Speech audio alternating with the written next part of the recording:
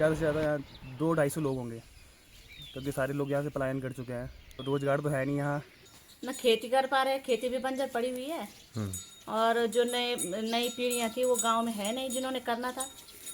गांव खाली हो चुके हैं।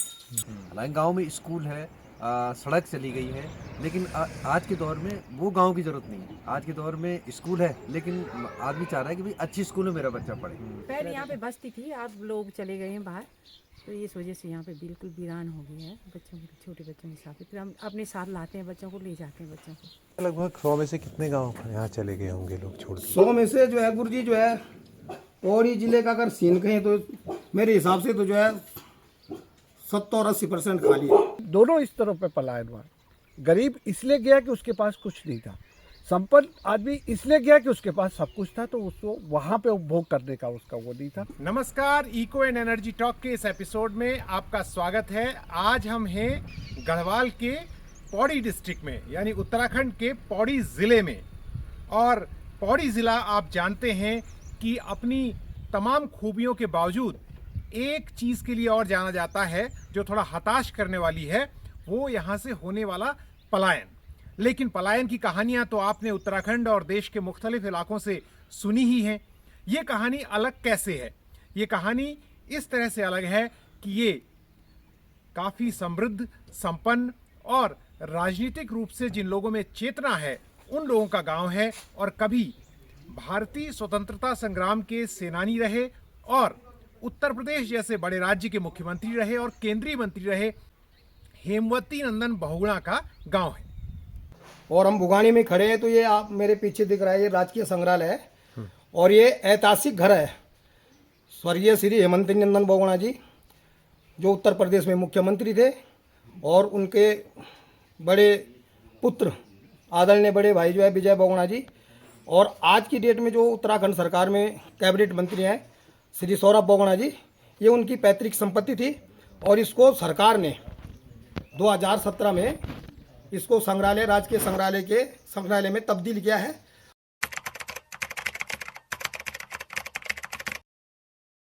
अभी वर्तमान में सिर्फ 2 लोग ऐसे हैं हम गांव में जिनके गाय है अभी गांव में। माँ बुजुर्ग लोग हैं गांव में, तो अब कौन कर पाएगा? तो बुखारी गांव में लक्ष्मी राणा जी एक ऐसी हमें इंसान मिली यहाँ पर जो उन लोगों में, चंद लोगों में है जो गांव में अभी जिनका परिवार अभी भी है।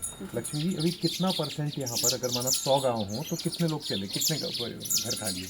80% खाली हो चुके हैं। और जो अभी है प्रेजेंट में भी, तो मतलब बुजुर्ग लोग गांव में है, नई पीढ़ियां बिल्कुल है ही नहीं गांव में, सब बाहर जा चुके हैं कि कुछ रोजगार के लिए, कुछ पढ़ाई के लिए।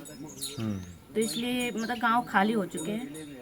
इस पे ये हो सकता है अगर रोजगार उनको यही मिल जाए और शिक्षा, अच्छी शिक्षा अगर यही मिल जाए उनको, तो गांव मतलब इतना खाली ना हो। फिर बुजुर्ग लोग जब तक हैं तब तक गांव चलेंगे, उसके बाद स्थिति और ख़त्म हो जाएगी। ये है उसमें।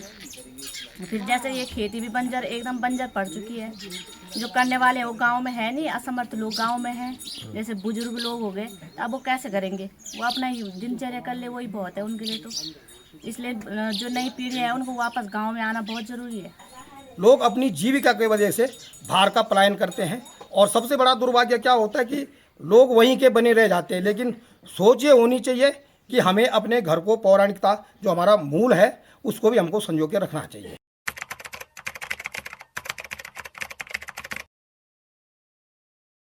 बुघाड़ी गांव में ये कभी प्रभारी, इसमें एक इंचार्ज बैठा करते थे हॉर्टिकल्चर के, और ये पूरा का पूरा जो सेटअप है ये गवर्नमेंट का सेटअप था और पूरे इस इलाके के जो नज़दीकी गांव का एक बहुत बड़ा सेंटर था। आज ये खाली है पूरा? अब ये पूरा खाली, बंजर, टूटा फूटा और तमाम है। बोर्ड अभी तक उसका लगा है। यहाँ पर डाकखाना है, यहाँ पर हॉर्टिकल्चर का ऑफिस है, यहाँ पर गेस्ट हाउस है, यहाँ पर आपका एलोपैथी चिकित्सालय है, यहाँ पर आयुर्वेदिक चिकित्सालय है। और इसके अलावा यह एक किस्म से उत्तराखंड के गाँव के विकास का एक प्रतीक भी रहा है।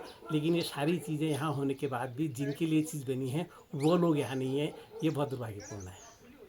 पहले यहाँ क्या होता कि मतलब खेत, आप जो दूर दूर तक बंजर खेत देख रहे हैं, तो ये इनके लिए, एक खेत के लिए, एक टुकड़े के लिए लोगों में संघर्ष होता था कि इसको मैं करूँगा। पशुपालन इतना ज़्यादा था कि आप मतलब हर परिवार में 4, 5, 7, 8 गाय तो मतलब एक आम बात हुआ करती थी। हर गांव में गाय पशुपालन और हर तरह का जो है होता था। तो लोग पूरी तरह से जो गांव में ही उनका जो रोज़मर्रा की ज़रूरतें की चीज़ें होती थी वो उन्हीं से निर्भर रहते थे, उसी से उनका काम चलता था और कुछ ही चीज़ें बाज़ार से लेते थे। लेकिन आज ये बिल्कुल उल्टा हो गया है।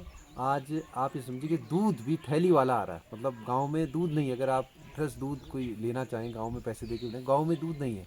आप पूरी तरह से बाजार पे निर्भर हैं। सब्जी के लिए बाजार पे निर्भर हैं, अनाज के लिए बाजार पे निर्भर हैं। गांव में हमारे जो बंजर पड़ रखी खेती, अगर वो जब जल्दी हो जाए उसको करे ना अगर कोई, तो खेती में भी ऐसी चीज़ें हो सकती, जैसे ये बंदर हो गए, ज़्यादातर इन बंजरों की वजह से भी बंजर पड़ गए ना। बंदर ये तो सुबह ही आ जाते हैं बंदर, तो इनकी वजह से भी खेती मतलब बंजर पड़ गई ज़्यादा, कुछ होने नहीं देते।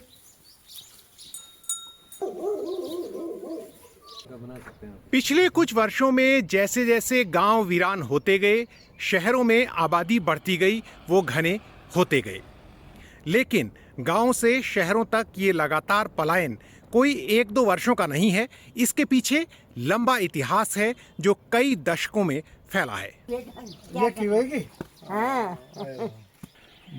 आज मेरी 68 साल की उम्र है, लेकिन बचपन में एक जो ग्लैमर हमारी पीढ़ी ने देखा वो एक मिलिट्री पसंद, जब हम अपने चाचा बड़े भाई या किसी को देखते थे तो वो एक तरह, एक तो वो था। सेकेंडली जो सड़कें जब बनी तो ड्राइवरी का जो पेशा था, तो 2 चीज़ें थी। आज से करीब 60-70 साल पहले या 100 साल पहले जब से वो हुआ, एक सेना में जाना और ड्राइवर बनना। कमोबेश आज भी वही स्थिति लगभग है। हो सकता है कि वो किसी हद तक पर कम है।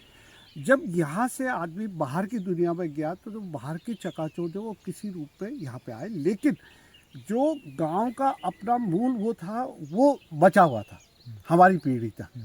तो लोग 30-35 साल देश के दुनिया के तमाम जगह रहने के बाद वापस अपने गांव में उसी रूप में रहना शुरू कर देते थे 30-35 साल बाद भी। लेकिन आज जब हालात जो देश की स्वतंत्रता के बाद या मूलतः जो 80 के बाद का जो प्लान हुआ, जब लोगों ने पढ़ना लिखना शुरू किया, अभी हम बहुगढ़ जी के गांव से आए और उन्हीं के कार्यकाल में गढ़वाल और कुमाऊं यूनिवर्सिटी बनी, तो ये सोचा गया था कि जो गढ़वाल और कुमाऊं यूनिवर्सिटी है वो लोकल एक यहाँ के हिल डेवलपमेंट का एक मॉडल करेंगे और वहाँ के बच्चों को हायर एजुकेशन उन्हीं के प्रवेश में देते हुए उन्हीं का रोजगार और आगे की करें। वो किसी हद तक पूरा नहीं हुआ। पलायन हमेशा दबाव में नहीं होता, कई बार वो ऐच्छिक होता है। लोग तरक्की की तमन्ना लिए हुए भी शहरों की ओर जाते हैं या दूसरी जगहों को पलायन करते हैं।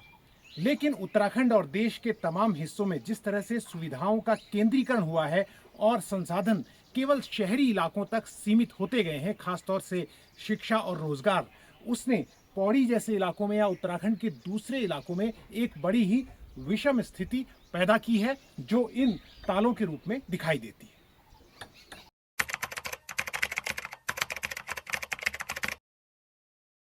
तो बुघानी के पास ये दत्ताखेत जगह है और यहाँ का एक ये स्कूल है, ये 6 to 8 ये 3 कक्षाएं हैं। और लेकिन यहाँ बच्चों की संख्या कितनी है? केवल 8 है सर। केवल 8 बच्चे हैं इस स्कूल में, जबकि 3 कक्षा हैं और टीचर्स कितने हैं? सर टीचर्स भी 3 हैं। टीचर्स भी 3 हैं। जंगली जानवरों का आजकल एक भय बना है, तब जरा कठिन होता है और पलायन हो गया है तो बच्चे कम हैं अभी स्कूलों में।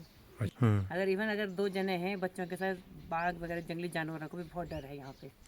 लेकिन यही है कि हम लोग अकेले हैं। स्कूल अगर कोई भगवान न करे कोई बात अगर हो गई तो हम किसको बुलाएंगे हमें नहीं पता, कौन हमारी मदद करेगा? परमात्मा ही है। बाकी चारों ओर जंगल है, चारों ओर जंगल है, बाकी कोई नहीं, बस मात्र हमें बच्चे हैं और कोई नहीं है यहाँ पे। स्कूलों में एक बड़ा आपको विरोधाभास दिखेगा कि जो शहरों के नज़दीक के स्कूल है वहाँ पे बच्चे कम है, लेकिन कई जगह पे आपको अध्यापक ठीक ठाक संख्या में मिलेंगे कि 8 बच्चे हैं 4 अध्यापक हैं, बच्चे नहीं मिल 4 बच्चे हैं या 2 अध्यापक हैं।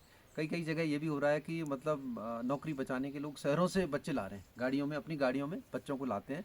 और इवन ये भी ऐसे भी केस हैं कि अध्यापक बताते हैं कि हम उनको जो है उनके घर वालों को पैसा देते हैं कि यार हमारे बच्चों को जो है हमारे स्कूल में भेजो ताकि हमारा स्कूल बंद ना हो।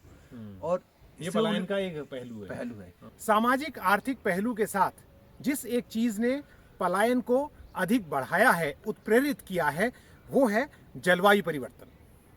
पहाड़ों में मौसम जो है अब अप्रत्याशित हो गया है। कभी बाढ़ और भूस्खलन होता है तो कभी लंबा सूखा या तापमान सामान्य से बहुत ऊपर। पिछले कुछ वक्त में हमने देखा है कि क्लाइमेट जो फिनोमेना है वो भी बढ़ता गया है। कई जगह खेती एक ये पूरा फैक्टर नहीं है, लेकिन ये भी एक ज़रूरी फैक्टर है कि खेती भी फेल हो रही है कई मायनों में, जो करना भी चाहते हैं। तो क्या वो भी एक फैक्टर है ये पलायन को बढ़ाने में? ये फैक्टर पहले एक पुशिंग फैक्टर था, आज वो लीडिंग फैक्टर हो गया। मतलब जो ये क्लाइमेट चेंज का जो बात है ना, पहले मान लीजिए किसी चीज़ के एक तरीके से ये था कि क्लाइमेट चेंज होते नहीं, आज से 20-30 साल पहले इतनी इस पर बातचीत नहीं थी। लेकिन आज की तारीख में अगर आप गांव से बोलेंगे पलायन के लिए, तो सबसे बड़ा जो कारण बताएगा वो पर्यावरणीय जो विषमताएं आई है। वो पर्यावरणीय विषमता चाहे भौतिक रूप से आई हो और चाहे वो प्राकृतिक रूप से आई हो। क्लाइमेट जो मौसम बदल रहा है, एक तो वो चीज़ें हो गई, और दूसरी जो हमारा जो पशुपालन था या तमाम चीज़ों के या फॉरेस्ट का या जंगली जानवरों का वो है, उन सब चीज़ों के कारण ये चीज़ों ने उसको और स्पीड अप किया है। हमारे लोग जितने भी गाँव में रहते थे तो अपने ढंग का पर्यावरण बनाते थे। जैसे आप इसी गांव को देख लीजिए, इसके ऊपर एक आपका पूरा जंगल होता है, उसके बाद हमारे छानियाँ होती हैं, उसके बाद फिर हमारा गांव होता है, उसके बाद हमारे फिर बाड़े खाड़े होते हैं, उसके बाद फिर हमारी खेती होती है, उसके बाद हमारी नदी होती है। और ये पर्यावरण का इससे बेहतर और कोई उदाहरण नहीं हो सकता, और यही जल स्रोतों को संरक्षित करने का काम भी करता था। तो हमारे यहाँ क्या हुआ, जब से ये पर्यावरणीय असंतुलन हुआ, जब से जो प्रकृति और आदमी के अंतर संबंधों के बीच में जो दूरी बढ़ी, उसने हमारे नॉलेज, धारे और हमारी तमाम जो चाल खाल की जो पूरी परंपरा थी उसको ये ढंग से ले लिया। आज गांव के अंदर नौले वही हैं, धारे वही हैं, आपके जो गधेरे हैं वही हैं, लेकिन उनमें पानी नहीं है। तो वो आप सबसे पहले तो नदी देख सकते हैं। जो डैम बना है इसने श्रीनगर को पूरी तरह से जो है बदला है। सबसे बड़ा बदलाव ये आया है कि इस नदी, मतलब ये बरसाती नदी, आजकल थोड़ा सा शिवरात्रि थी कल, इसलिए इसमें आपको पानी दिख रहा है। वहाँ पे एक किलकलेश्वर मंदिर है, तो वहाँ लोगों का थोड़ा विरोध रहता है, सब पानी नहीं है शिवरात्रि में और इसमें, इसलिए आपको थोड़ा सा नदी दिख रही है। नहीं तो ये बिल्कुल वीरान एक नाला जैसे नहीं होता है, बिल्कुल नाले की शक्ल में जो है ये रहता है। अच्छा, ये बताएं कि ये जो खनन का यहाँ पर इतना ज़्यादा दिखाई दे रहा है, ये किस तरह से बढ़ता ही जा रहा है पूरा नदी? ये इतना नहीं था, ये जब से ये रेलवे का काम हुआ है ये तब से, क्योंकि डिमांड बहुत ज़्यादा है। और खनन के पहले क्या होता है, गिने चुने पट्टे होते थे। पहले ये होता था कि जैसे इस बार यहाँ का दिया जाता था श्रीकोट का, 3-4 जगह पे यहाँ पे चिन्हित थी नदियाँ, तो एक बार यहाँ पे देते थे, एक बार उधर ITI के उसमें देते थे, एक बार मलिथा पे देते थे। तो इस तरह ये अल्टरनेट चलता था पहले। लेकिन जब से ये रेलवे का काम शुरू हुआ और भी कंस्ट्रक्शन यहाँ पे बहुत ज़्यादा चल रहा है, कंस्ट्रक्शन बहुत अंधाधुंध चल रहा है, और कुछ हो न हो रहा हो, लेकिन श्रीनगर निर्माण कार्य के आसपास अंधाधुंध चल रहा है। मतलब आपको एक तरफ ऐसा विरोधाभास है कि गाँव में प्राइमरी स्कूल बंद हो रहे हैं, इंटर कॉलेज बंद हो रहे हैं, लेकिन डिग्री कॉलेज बन रहे हैं। इस तरह के भी, मतलब खिरसू में आप लगाओ, खिरसू से श्रीनगर की दूरी 40 किलोमीटर है, पौड़ी की दूरी 30 किलोमीटर है। वहाँ पे यूनिवर्सिटी, वहाँ बच्चे नहीं हैं, बच्चे नहीं मिल रहे हैं इनको वो करने के लिए, और वहाँ पे आपका जो है डिग्री कॉलेज बन रहा है।